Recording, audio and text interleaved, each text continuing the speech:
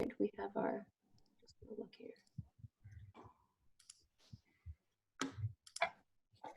All right, thanks, Megan. Hey, everybody who's tuning in today. It's Joanna from GSN. How are you? We're super excited today to have a couple of folks from Esalen. Doug Drummond, who I've introduced a few times. He's the Director of Healing Arts and Somatics at Esalen. He's had a long career in hospitality and wellness and really is a visionary, I think, in terms of what he expects to be able to achieve at Esalen. And we're really honored today also to have Dr. Lauren Roach, who has quite an interesting background. He's a surfer, a hunter, a sailor, a fisherman, and a fast car driver. And he's from Southern California, grew up in the 50s and 60s and discovered meditation. And in 1968, he took part in a scientific research on the physical effects of meditation going on at the University of California, Irvine, UCLA, and USC. And he really fell in love with the practice.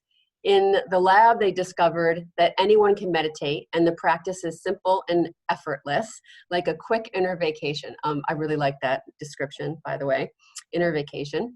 Lauren was trained as a meditation teacher in 1969 and 71, and has been teaching ever since all over the world to all kinds of people. And if you heard us talking, he's been to Kripalu, which is in my backyard. He's the author of Meditation Made Easy and the Radiant Sutras. And he and his wife, Camille Maureen, are the authors of Meditation Secrets for Women. So I am happy that both of you are here with us today. Thank you, Doug, for making all of this happen. And welcome. Really excited to hear what you both have to say. So Doug, do you want to take it away and then we'll go over to Lauren? Sure. Well, thank you, Joanna, and hello to the Green Span community. Pleasure to be here and an honor. Apologies for I missed the appointment last couple of weeks ago. Maybe some of you are aware that we've been experiencing some quite significant forest fires in Big Sur, and I'm sure those in California are aware. It's throughout the state, and nothing quite brings you into the present. Like a national state emergency.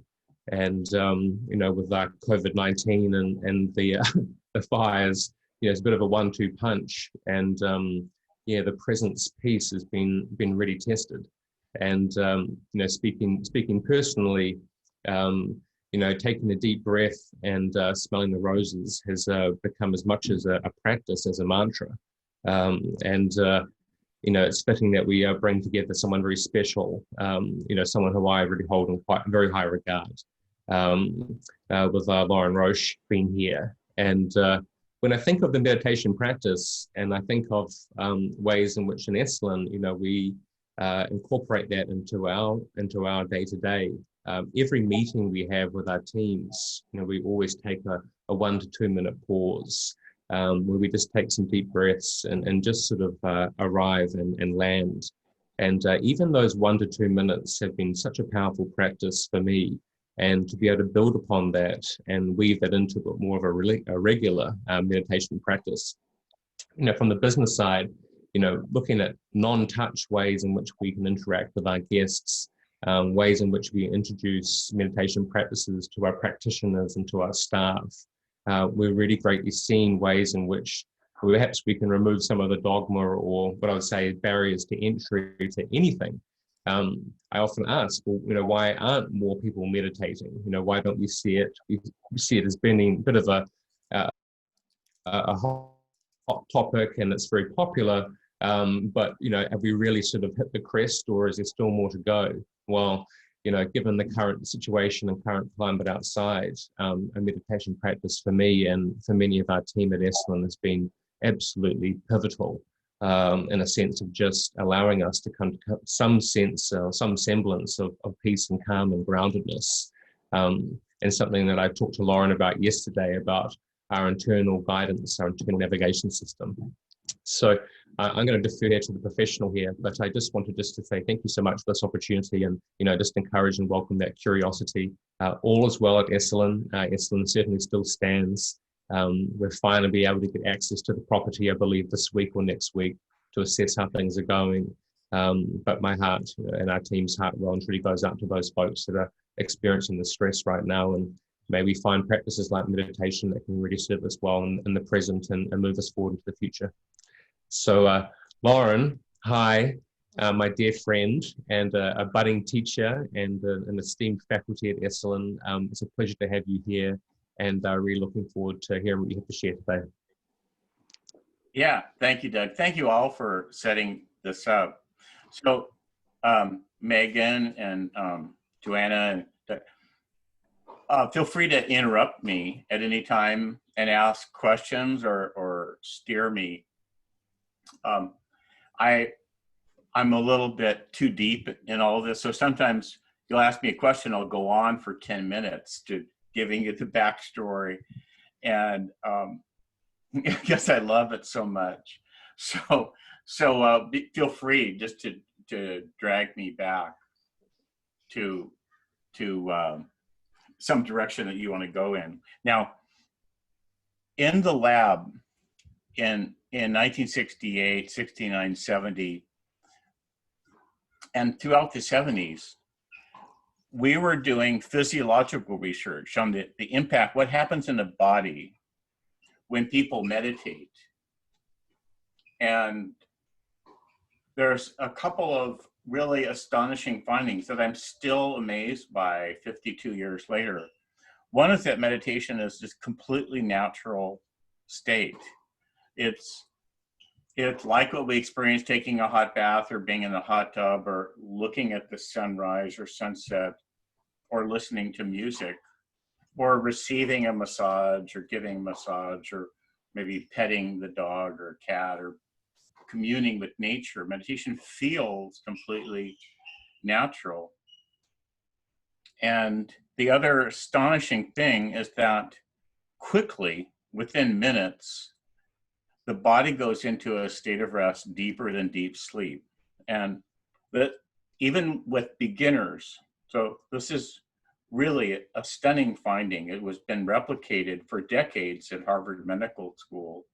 They took over doing a lot of the foundational work, and they published hundreds of scientific articles in all the great journals throughout the 70s and 80s and 90s. So we all know what the stress response is. We all know that if you just think of something scary, ka-thump, ka-thump, ka-thump, and you could feel your body change if you just think of something scary, or you see something that you interpret as scary, or you hear something. It's a total body response of activation, where it's called the sympathetic response physiologically, which is a little odd for a name. The total body gears up for action. And it's not just to fight or flee. There's lots of things. It's like, what? It's like, where am I? Where's my team? It's energy, instant energy. The body borrows from the glands, just a surge of energy to deal with whatever it is. Somebody's in trouble, or there's a shark over there, or a bear, or a big dog, or or a fire, or whatever. Then it's a miracle. The total body gears up to deal with things. And it just with a thought, you interpret something as scary or threatening, or it's a challenge. And in my ordinary relaxed state, I can't deal with it, so I need a boost. So this is the stress response, and it's wonderful. The stress response is genius. The only problem is that if we don't get enough rest to balance it out, then the body can't repair itself. Running the stress response is like working out. And working out doesn't make us stronger. It breaks down the tissues, and it's when we sleep that the body rebuilds itself stronger. So it's similar with stress. Stress is a wonderful response. But if we're just getting triggered all the time, there's a breakdown of the body. If we can't rest deeply enough to recover from the stress, then we don't grow stronger. So Here's a little chart of from physiological research that what's called the sympathetic response, which is the stress response.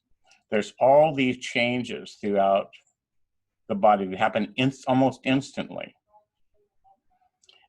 We get ready for an emergency of some kind or combat.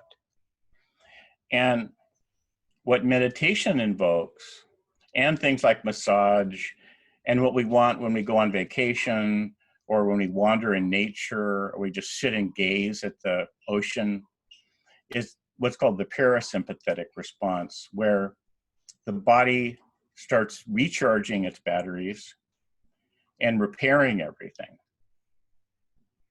So it turns out, though, that meditation is not just parasympathetic activation.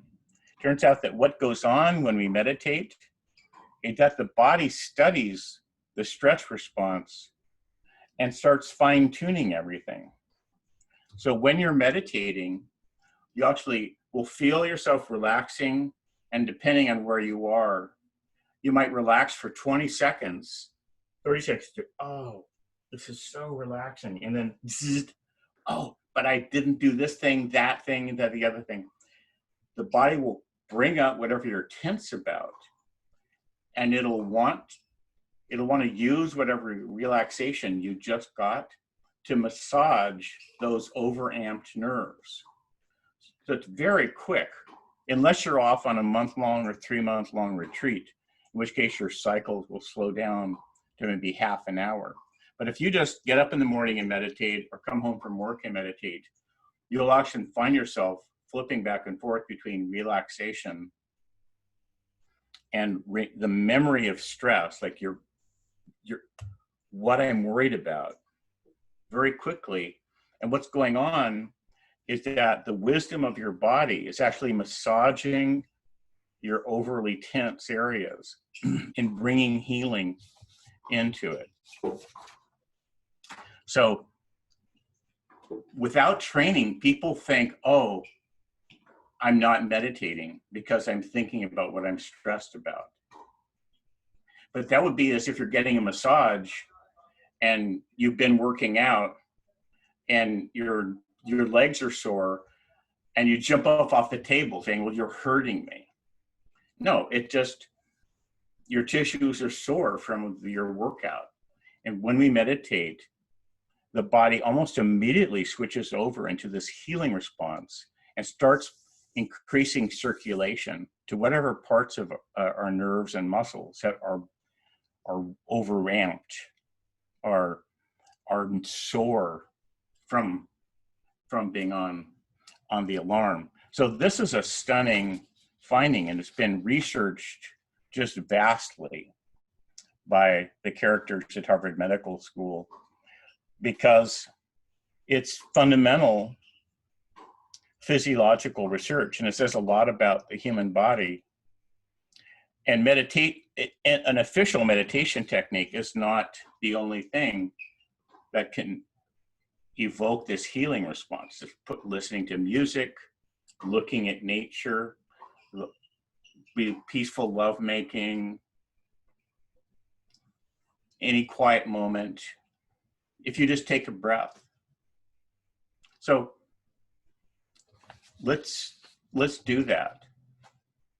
Let's just sigh.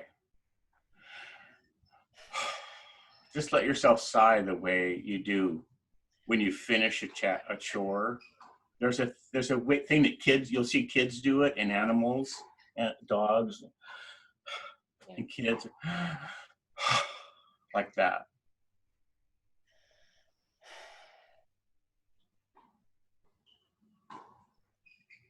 And just enjoy the little tiny bits of relaxation that almost instantly are created.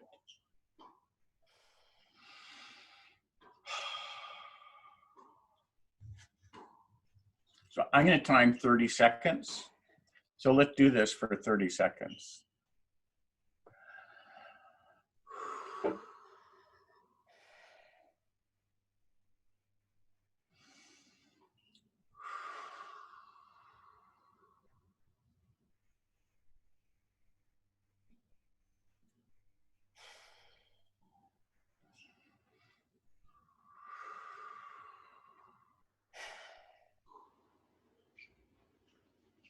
So that's about 30 seconds. And then notice, did you feel a little bit different? Like Douglas, what did you notice? What kind of It's just sensation? it's like a little, snippet of that clarity. It feels like a little opportunity to explore something. Yeah, and Megan, what kind of sensations did you notice? Actually, my thoughts were still there, but my physical body was definitely Yeah, relaxed through. It felt like, maybe the oxygen or whatever it that's was. right. And you want that. It's an almost universal mistake of thinking that thoughts should go away. You want your thoughts to be there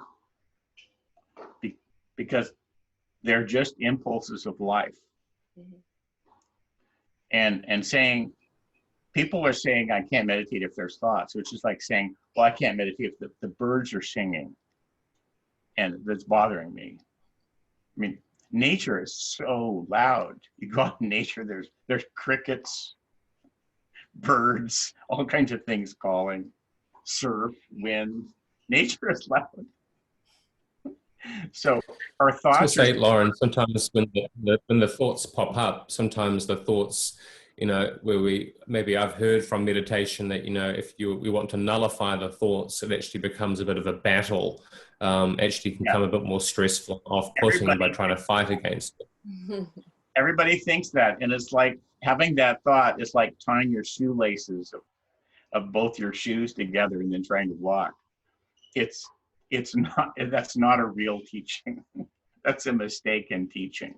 You just bring it on. Welcome all thoughts.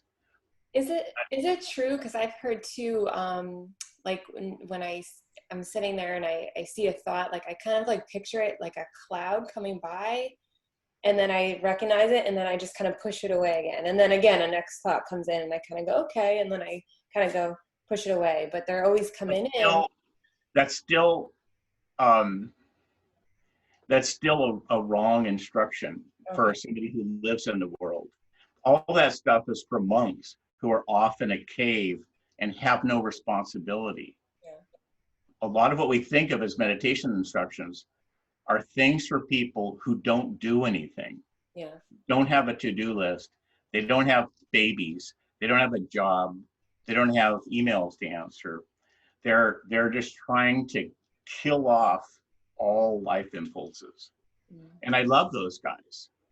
That's for thousands of years, that was 99.999% of the meditation traditions. I love those people. But We don't live. the rules are different if you live in the world. We want meditation to synchronize our ability to rest and then go and work. One would be tuned for work and love and play and rest.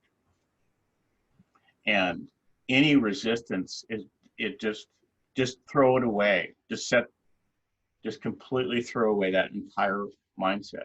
Rather just say, bring it on. Welcome thoughts, welcome sensations. What meditation is like for people who live in the world, it's a quick pulsation.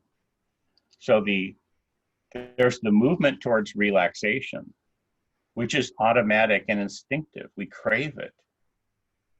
And then having had a little bit of relaxation, then we want to orient towards getting things done. And then we'll go, oh yeah, but I'm meditating. And then we go towards rest again. This cycle will often happen maybe every 20 or 30 seconds, a minute and a half. And if you meditate for 10 minutes, it'll tend to slow down and then get real. After about 10 minutes, you'll notice it's leisurely. But what you were talking about, Megan, it's almost a universal illusion that's interfering with people's ability to meditate. Okay. So you're saying it's kind of just realize them and then just notice them. Don't try to resist anything. Yeah, some thoughts you'll notice, and a lot of thoughts are flowing and you don't really notice. It's like there might be clouds in the sky outside your window, and you might look over and notice them, and then a moment later you're not noticing them. It's like, I don't care whether thoughts come or not. That's the attitude. It's a radical neutrality and a radical welcoming of the impulses of life. Never set your will against the joy of life if you live in the world. Yeah. It was a wise word. So what's going on is that the natural healing impulses of the bodies are genius. You know, we didn't invent them, but these bodies, what a cell is, it's the survivor of the billion years of evolution. There's genius packed into every cell. So as soon as we give permission, we just look at the horizon, or we sit on the sofa with the dog, or we officially meditate, the body starts to repair itself, recharge its batteries, or tune things up, and like groom, like what birds do. They're always tending to their feathers, and cats are always licking their fur. As soon as we settle into meditate, sort of the body in a certain way starts to just lick its fur and arrange everything so that you're get ready for action. And then there's this whole weird world of sensations. As we start to relax, there's just all kinds of weird sensations come, of melting, softening, sinking, getting heavy, getting light, expanding, feeling fluid, feeling cool. As we relax, we'll become aware of how tense we are. And then sometimes the sensations get really interesting. Electric. We might suddenly get horny or feel sexual because we're starting to be in our body for the first time. We've just been racing around answering emails and doing one thing after the other.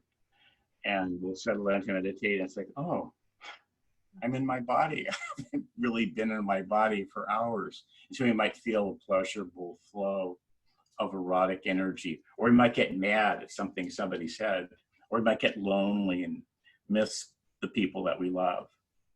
So the primary attitude of meditation is to welcome everything. It's like you're being a good friend to your therapist, totally non-judgmental, and it's like a therapist, like let it out. Mm-hmm.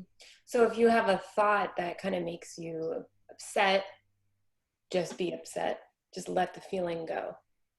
Meditation is your time to be with yourself. You don't even know. You don't even let it go. Mm-hmm. The opposite, go into it. Who says, see, our minds are polluted by we've heard years of repetition of mistaken ideas about what meditation is. Just let it go. Mm-hmm. Who cares? Who says these stupid things? There needs to be an answer for everything. In therapy, you don't just let things go. The therapist doesn't say, God, I miss my dad so much. Just get over it. Mm. That's not what that's true. That's not what I'm paying them for. It's let's feel it and then get over it. Mm. Meditation is your time just to be with yourself and feel everything. And oddly enough, it's the simplicity of this. It being natural with yourself and completely effortless. That's what allows meditation to be the deepest. And it turns out, like in the lab, if people get this thing, you just welcome all thoughts. And just, think about something that you love. Within minutes, even in a lab, and labs are creepy, even in a lab, people are sitting there, and in a few minutes, the body settles into this profound state of rest. deeper than sleep, in profound relaxation. And it shows up on all the meters: brain waves, heart rate, blood pressure, blood chemistry. The scars have faded away a lot after 50 years, but there's these little whitish spots from where I would go into the UC Irvine Medical Center, and they would put these giant catheters in my veins while I meditated and take blood samples every few minutes to measure what happens in the blood when people meditate. There's this decrease of stress hormones. So the actual technique of meditation is you're being completely friendly towards yourself and non-judgmental.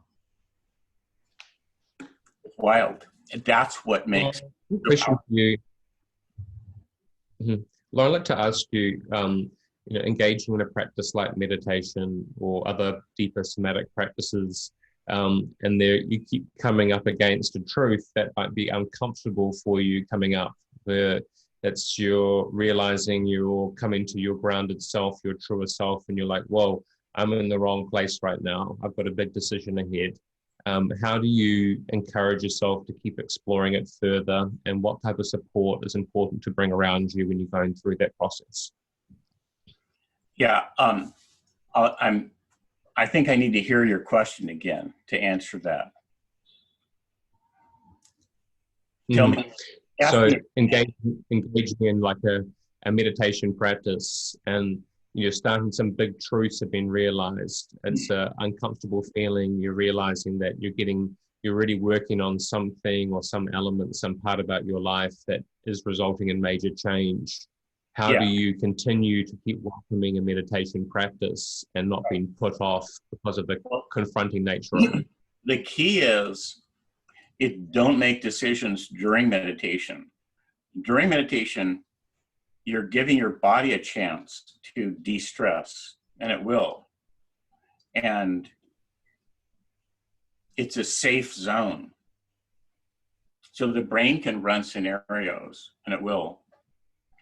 And it's practicing, the body-mind system is practicing as best it can, being poised while you face the challenges and stresses of your life.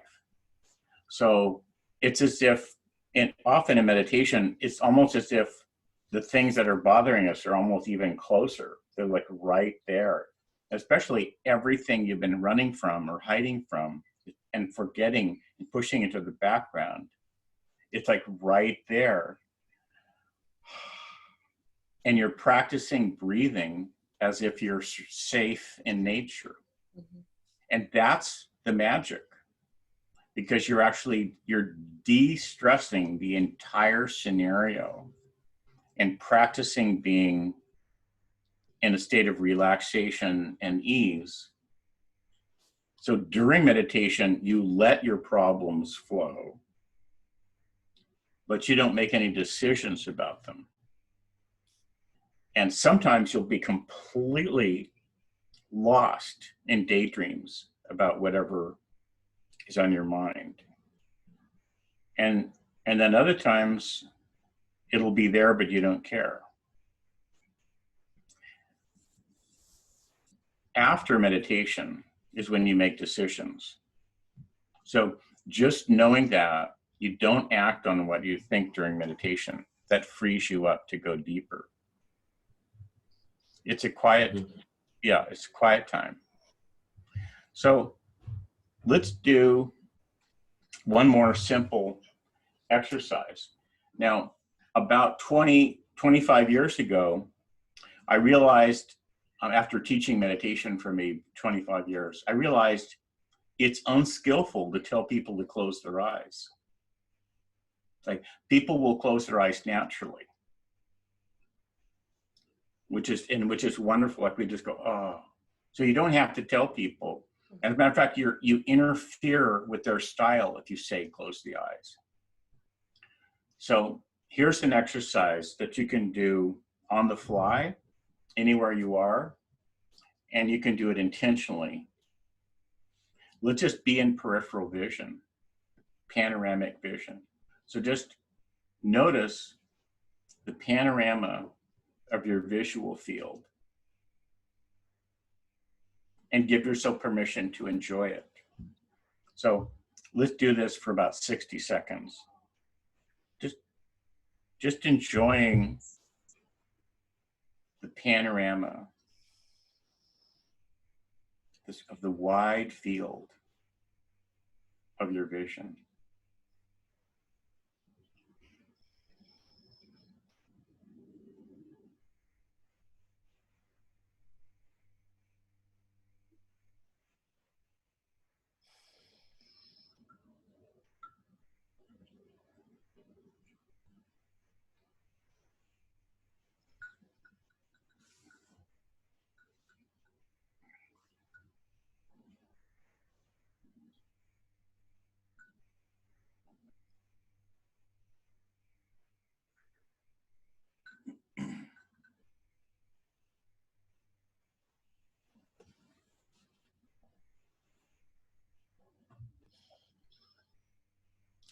So that was 60 seconds.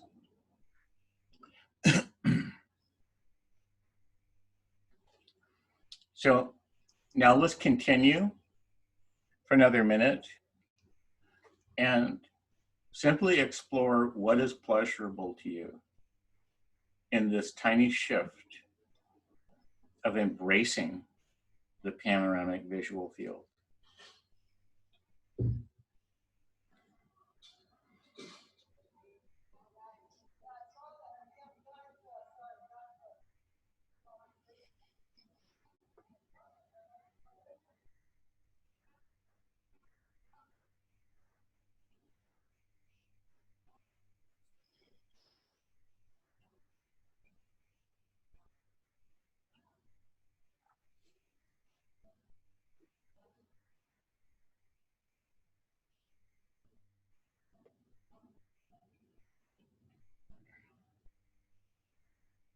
So that's 60 seconds.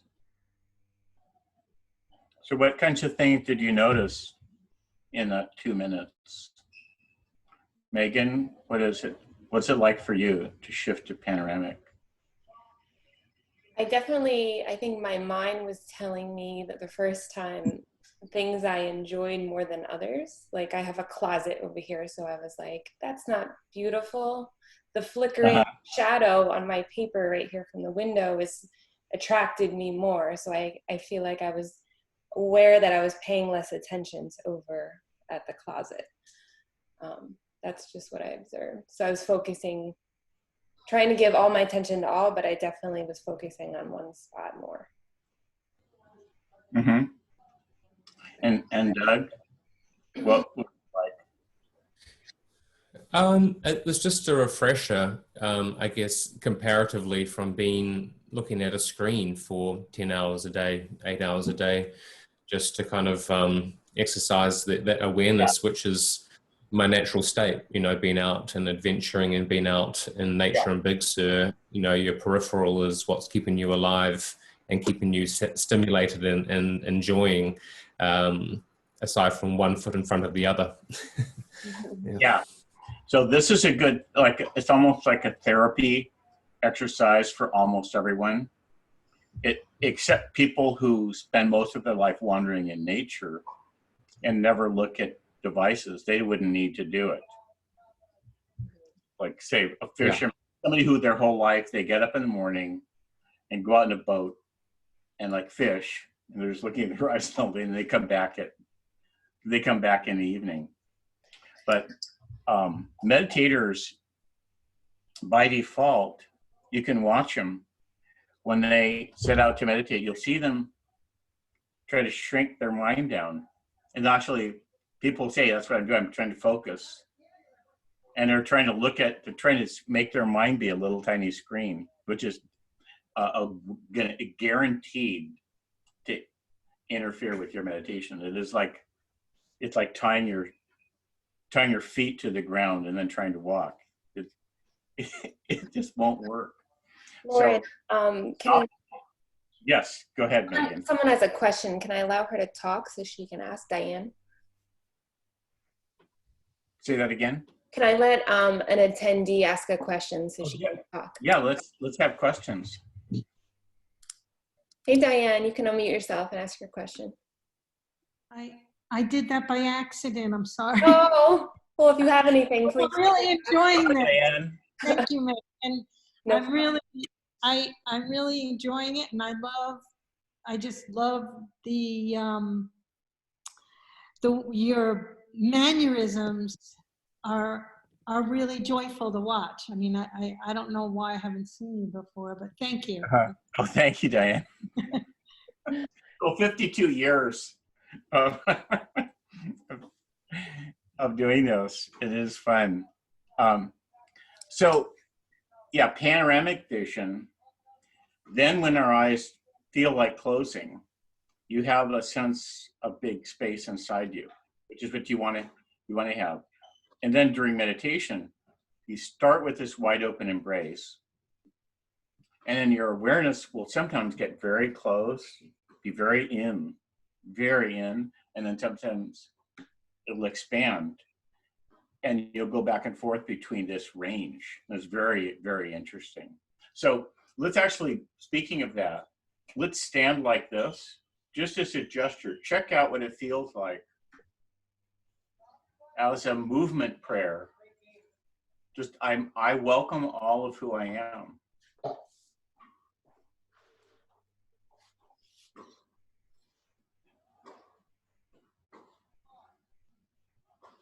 This is the fundamental posture of meditation, the inner, is that this is a place for all of me to come join together, all of my chakras, all of my instincts, all of my inner people, all of my inner wisdom and my outer life, all the love that's in my heart and all the people in the outer world that I love.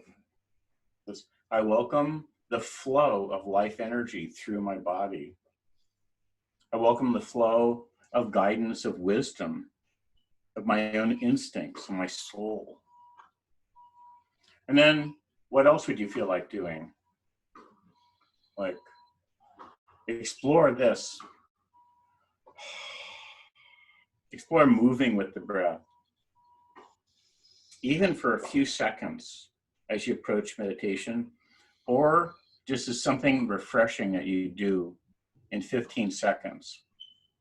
So just, whew.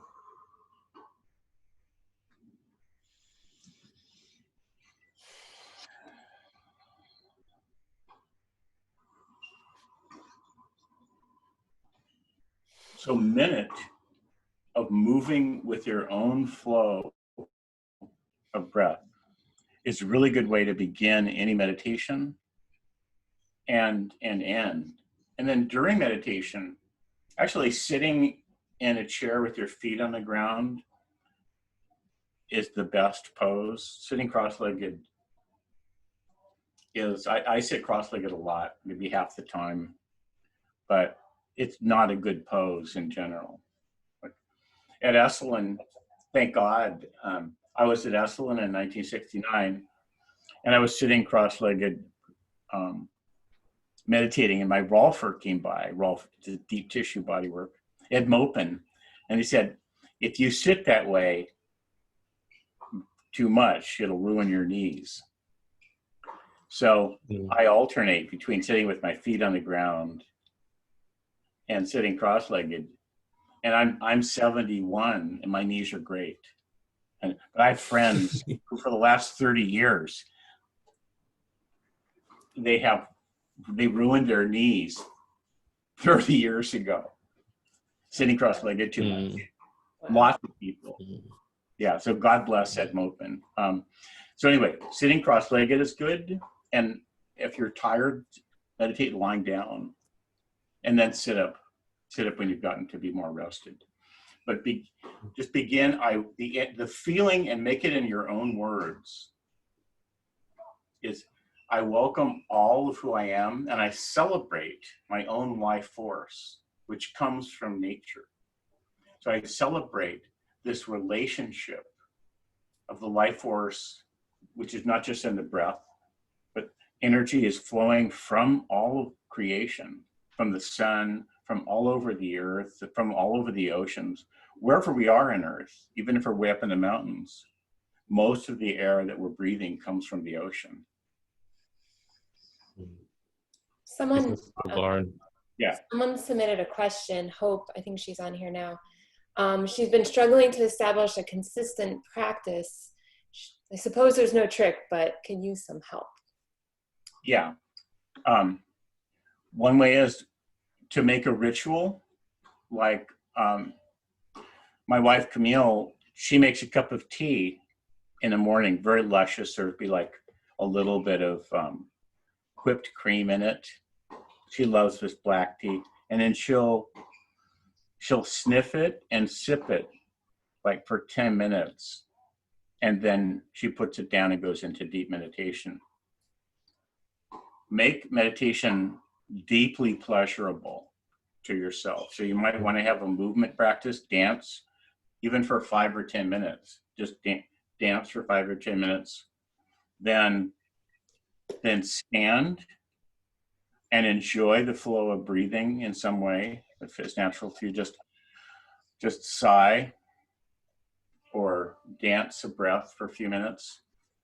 And then I would think what I get is to start out standing and make up meditations that are interesting to you, like what we've been exploring here. And then if you just do that, show up every day and stand. And after a while, your sofa or the floor is going to call you. So you can stay standing for 5 or 10 minutes a day. I think have an appointment with yourself at a certain time of day. Have an appointment. And you could put on music and dance. You could read a book of poetry. You could just explore the flow of breathing in your body. And then over a period of weeks, it's like flirting with the meditation space. Perhaps you'll start to feel a call where the floor or the sofa will be saying, come, I will give you deep restfulness. Come lie down on my table. I will take good care of you. You want to flirt with the meditation space and abandon these ideas of blocking anything out. It's a time to be with yourself. Meditation is a healing space. So you might look through the Radiant Sutras. It's this classic meditation text with the 112 different approaches to meditation in it. And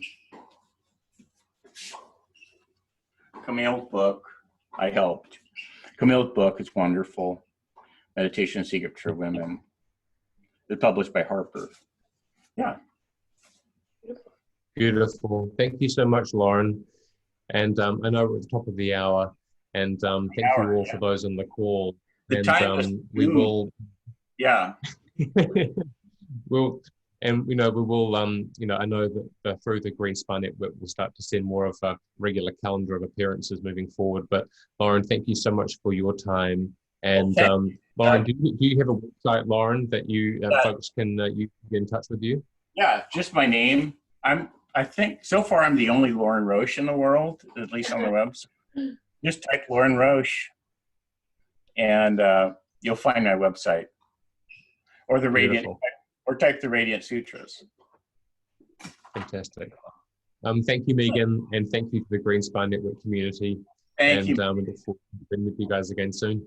It was we're so lucky to have you on here, Dr. Roche. So thank you so much. And also, our next Esalen series is September 9th, and we're going to redo the one that we had to skip last week. So, the world needs more meditation teachers who can meet people. You want to listen to them and design a meditation that works for that particular person. That's very much needed. Because as you both can feel, when you try to impose a meditation technique on yourself that doesn't quite fit, it is like putting your foot in a shoe that just ouch, this can't be right. Like a shoe that hurts your foot. People need to be need coaching to develop a meditation practice so they really breathe freely and say, I can be myself. I can be at home. I can be at home in my body and in the world. What fun. Awesome. Well, thank you so much. Thank you, Lauren. A lot of You guys people, again soon, okay? Yeah. Have a great Okay. day. Thank you, Thank you. everybody. Thanks for coming.